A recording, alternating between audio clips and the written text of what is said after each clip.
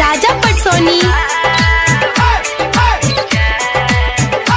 Mix बार रागनी recording studio Mirganj.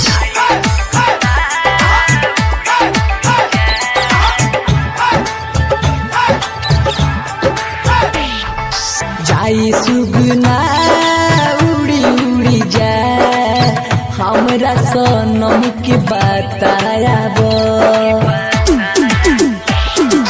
जाई सुगना उड़ी उड़ी जाए हमरा सनम के बतायाब।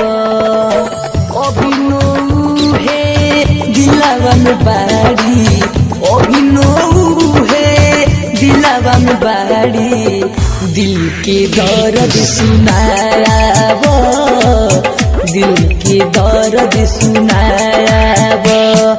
जाई तो उड़ी उड़ी जाए हमरा सनम के बतायाब।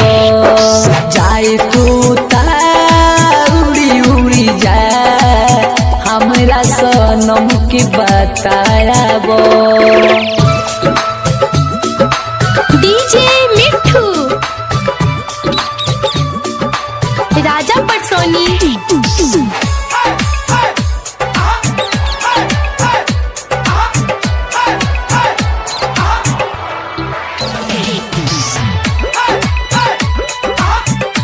मिक्स बार रागनी रिकॉर्डिंग स्टूडियो मीरगंज।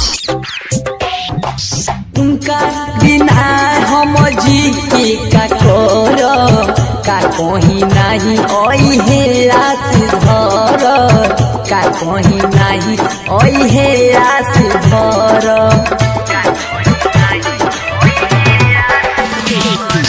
जिंदगी भर उनके बन के हम रह, उनका लाके तनु सीतम हम सह, उनका लाके तनु सीतम हम सह।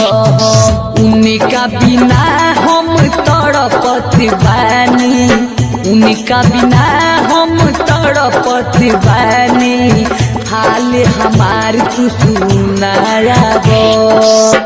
अभिनव है दिलवा में बाड़ी, अभिनव है दिलवा में बाड़ी, दिल के दर्द सुनायाब, दिल के दर्द सुनायाब।